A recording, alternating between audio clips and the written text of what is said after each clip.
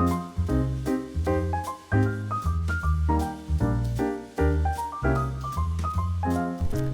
this is already recording.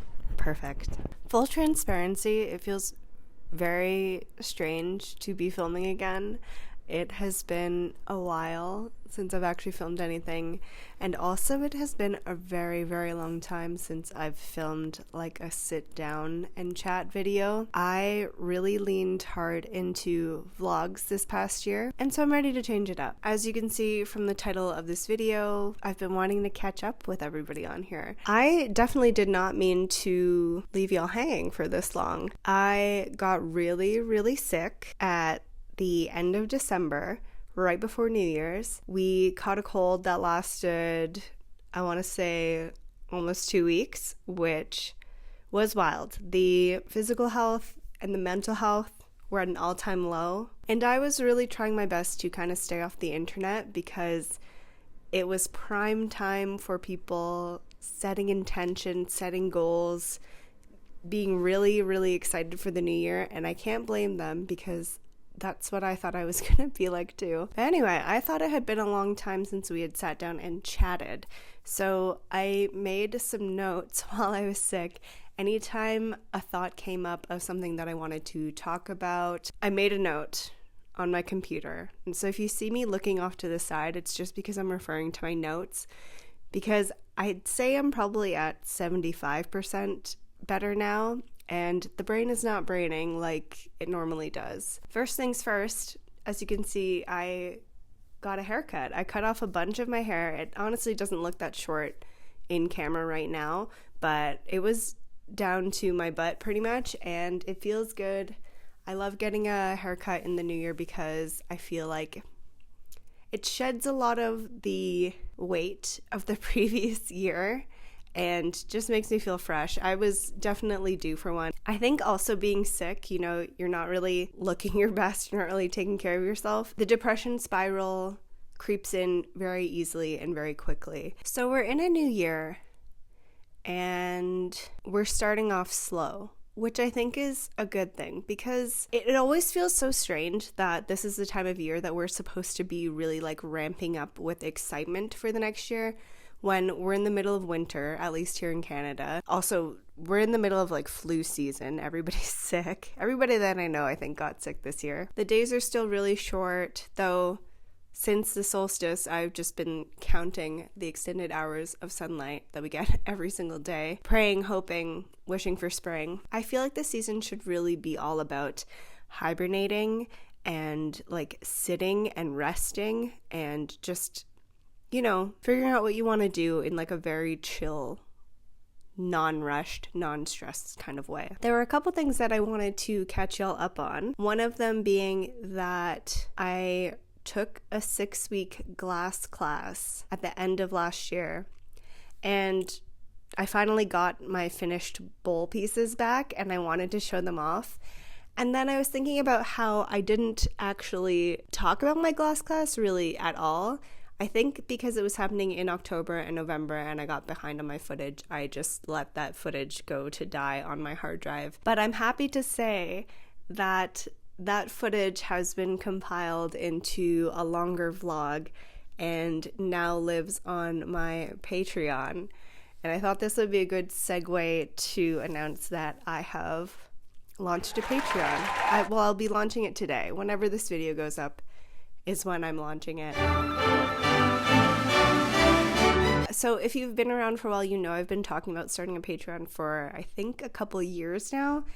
And behind the scenes, I had my whole tiers set up. I had my little graphics made, everything. And I was like ready to launch a long time ago, but I was scared of commitment. I was scared of committing to it and then not following through and then not having it be kind of what I wanted it to be. I do really want it to be a safe space community where I can share kind of everything, even the not as aesthetic bits, because I've been thinking a lot about how the larger my audience has gotten on Instagram, specifically Instagram, I have felt more fearful in sharing more behind the scenes. And I don't know exactly what this is. I think part of it is the old comparison game where I see all these different styles of content being put out on the internet and I feel overwhelmed and I feel inundated and I feel like anything I do is not going to measure up. Does anybody even really care what I have to say? And this kind of thinking has really held me back in a lot of ways, and I've noticed it more over the last couple of years. Again, the bigger my audience got, the more nervous I felt to share more. And I think that is pretty common because, you have more eyes on you. It's a little bit more intimidating to show what you're doing. And so part of the thinking behind starting the Patreon was that it would be a space where I know people are interested in what I have to share. Also, just like I want to make it a fun space that builds community. Like I really want to connect with my audience more and in a way that feels more authentic and more myself, I guess. All that to say that I launched my Patreon.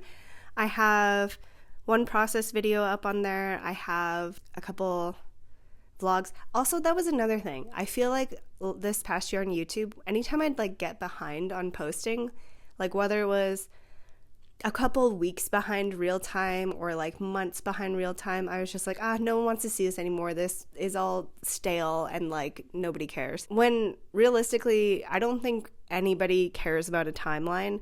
No one is expecting that something that you film that day is going to get posted that day. I think that's just like realistic, and I don't know what it is about that mind block that I can't seem to get over. I'm reserving this space as a space to be able to share those things without feeling any guilt that it's coming much later. I remember seeing a post about this maybe during 2020, which is so wild. I'm just having this memory right now about people talking about how they don't continue to share their art from previous drops, specifically ceramics. So, you make a new collection, you take all the photos, and then sometimes you just never revisit that again, even though that art was important to you and you took the time to create it, you took the time to photograph it, and somehow as soon as it's been posted once, it like somehow loses its intrinsic value just because people have seen it. Makes no sense. It's like a strange internet way of thinking that I really just have grown to dislike. Hopefully that makes sense.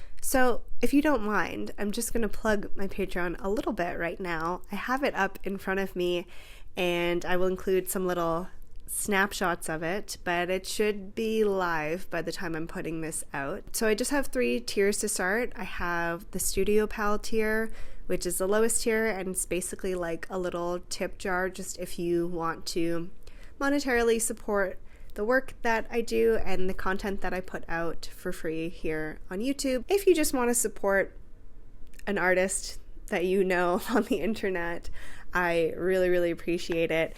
And I'll also be including some behind the scenes and sneak peeks of stuff that I'm working on in the studio. I don't know what else I'm going to have on there yet. If you have any ideas of stuff you'd like to see, let me know. If you have any ideas for stuff you'd like to see on my Patreon in general, please let me know. The next tier is Clay Bestie, and this will include 24-hour early access to my online drops. It will also include your name listed at the end of my YouTube videos in a thank you shout out, and also just all of my gratitude, all my love, appreciation for you, and everything that you get from the first tier. I also might include some little like short little process videos in this tier. So probably not a lot of talking, more like music and text and just like visually how I make something. And I think for most things that I have on Patreon, I will also put out polls to see what kind of videos you guys want to see. For example, I might have a poll that's like, do you want to see specifically how I make my handles, like step by step, how I dry my mugs, like what my entire process is for mug from start to finish with like all my little tips and tricks in between, or like, do you want to see any of my tips and tricks for underglaze painting? I don't know, it's kind of open, and I'll be taking suggestions for that as well. And then the last tier is the tiger tier, which I had to call it that, even though the tigers are finally being cut from the lineup after this first drop. So this tier includes everything from the previous tiers plus one exclusive this tier only video.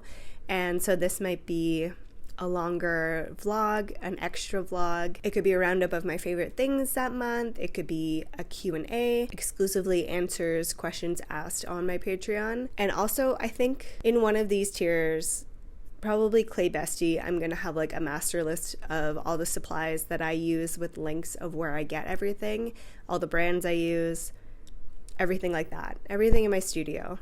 Because I think that would be very helpful, and I get asked the same question a lot, and it would be nice to just refer people to one spot. No pressure to join the Patreon. If you have the means and you want to support me, amazing, thank you so much. But like I said, no pressure to join at all. It's just something I've been thinking about and talking about for a couple of years now, and I figured, why not now? But yeah, I took a glass class. I wanted to show y'all what I made. I think I shared maybe some bits of it on Instagram, but I definitely didn't share everything. I'm unprepared, so let me go grab that stuff right now. So I did share my little ornaments that I had made, I think in like the very last vlog of the year. The first couple weeks of the class were focused on making coasters, just like flat, square things. And this was the very first thing that I made. It was supposed to be a cherry, but it definitely looks like an apple. Somebody in class asked if I was a teacher, and I guess technically, sometimes yes, I am. I did get a few little bubbles, which was interesting to learn when layering the glass together. Learned a lot of things in this class. Secondly, I tried to make a little duck, and once again I got lots of bubbles because I just did not realize how precise you actually need to be when piecing the pieces of glass together. Like, you see these lines around the feet and around the tail, and that's because I actually just pieced together all the like greeny yellow around the goose instead of cutting out like one full piece that had the shape of the goose in the middle. Basically, you could see all the lines where those pieces intersected. And that was another lesson learned. And I also realized that like layering more layers, it does make it thicker, but it does give you more chance of stuff bubbling up. And so after trying these really kind of more exciting designs, I ended up doing this more basic line tile piece. I really like the colors in this one. It's just a bit more plain, I guess. And then this is when I like turned into a scavenger because we didn't have that many weeks left of our class. And at the end of every class, there was like an area you could go put your little kind of cut up bits of glass into this bowl where they could get fired and just turn into little individual stone pebble pieces of glass. And so that's what I used to make this bowl. And it was fired on a slump mold. So you fire it flat first, and then you fire it slumped onto a mold that can withstand the heat of the kiln. Temperature for firing glass is much lower than pottery, but it is put into the same type of kiln. And so this one is quite textured, which I love, and very vibrant and very fun. It is food safe because the inside is just plain clear glass and the outside is what has the colorful bits on it. And then I did the same thing but reverse. So this one is not food safe because it has the color on the inside and the clear glass on the outside. And I just kept it as a square shape, and I think it turned out really cool. Just kind of more subtle colors for this one. And then, strange. So this one, I wanted to do like kind of like a gingham like grid pattern, but I actually had blue, these two different blues, the red and yellow, and for some reason the yellow, I don't know if they fell off because these get taken to be fired. Like, we just put them on the board and then our teacher goes and fires them. So I don't know what happened to the yellow, but I'm still happy with how it turned out. I think it's quite cute. And these are all just like little catch-all dishes. I don't even know what I'm gonna put in them yet, but very fun. And then this one I made using this kind of like iridescent glass. I just cut up into a bunch of little squares and did this spiral design. And the glass was fired, the colored glass was fired on the inside. So again, this one is not food safe, but just really beautiful. Oh, and then this one. I think this was actually the first one I made. It's simply just lines. I just wanted something kind of quick and easy, and this was the first one I was gonna see made into a bowl, so I just wanted to have something to reference to see what it would look like. I haven't cleaned these off yet, so if you see any like white spots, it's just I think the wash that they put on it. But yeah, I have not taken a class in a medium outside of ceramics in like a long time, and so that was really fun.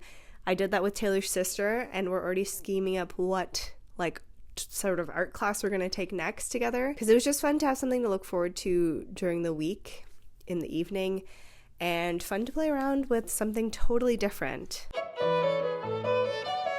I quickly just wanted to interrupt the yap to talk to you about the sponsor of today's video, which is Squarespace. Yes, Squarespace is sponsoring me yet again.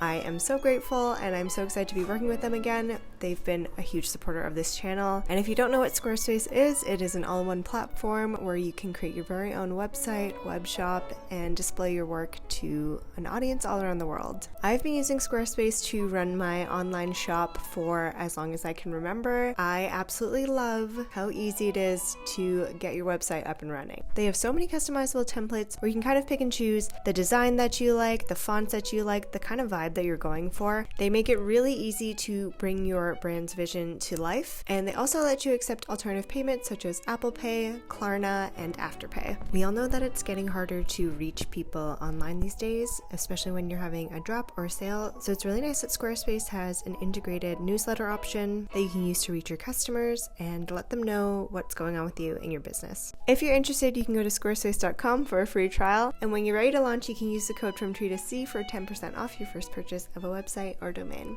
Remy, how do you feel about Squarespace?